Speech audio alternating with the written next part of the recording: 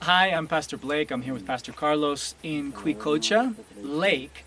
And we're in the Quechua community, which is in the Cotacachi Canton in the province of Imbabura in Ecuador. And here at this lake, right now where we're standing, is in a ceremonial site that was built within the last decade, but to continue the traditions that they've had from hundreds of years before. And right here, what they do in the summer solstice, which is June 21st through July 1st, they come here and they celebrate Inti Raymi, which is their sun festival to worship their sun god, Inti, as well as Pachamama, which is Mother Earth. And what they'll do is they'll put all sorts of different kinds of food here in this place. They'll dedicate it to the sun and to the earth, and then they'll have like a community meal here. Here's a spot where they will grind kind of their traditional grain, which is corn.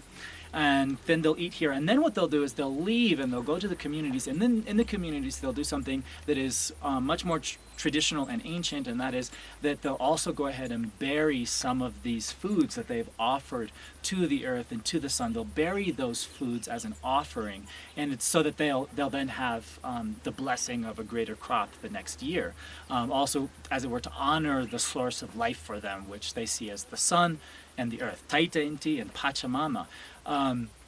But in the actual ancient tradition was human sacrifice. So in the indigenous people actually tell me that in this lake, what they would do is they would row out onto the lake, and then they would throw the victims of human sacrifice into the lake as an offering, as basic propitiation to the Taita Inti, which is your father, sun, and your Pachamama, which is your Mother Earth.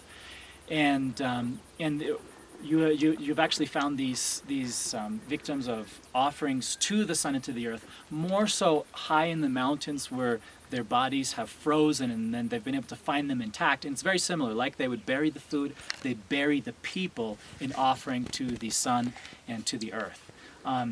Nowadays, here in Cotacachi, we're surrounded by 42 different indigenous communities.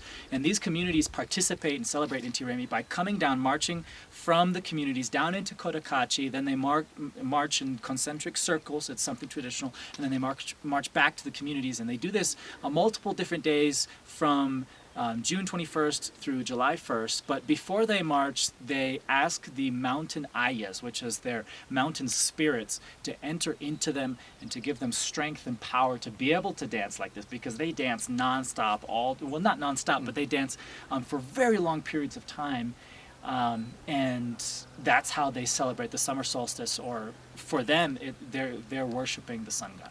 Yes, so this is the people that we're trying to reach now with Disciple Makers Multiply. And as we were studying the book of Romans, we did Romans 1 through 5, and when we see Romans 1, 18 through 32, it tells us exactly how this passage is really making an impact in their lives, because, when they knew God, they didn't worship God as God, but they became full in their own imagination, changing the attributes of God that are clearly seen by the things that are made. So that they start. So this passage really is making a lot of sense to them, that God has revealed in nature His attributes, and that He is not making an image. They need to know that Christ is the Lord, and that He is the Maker of all.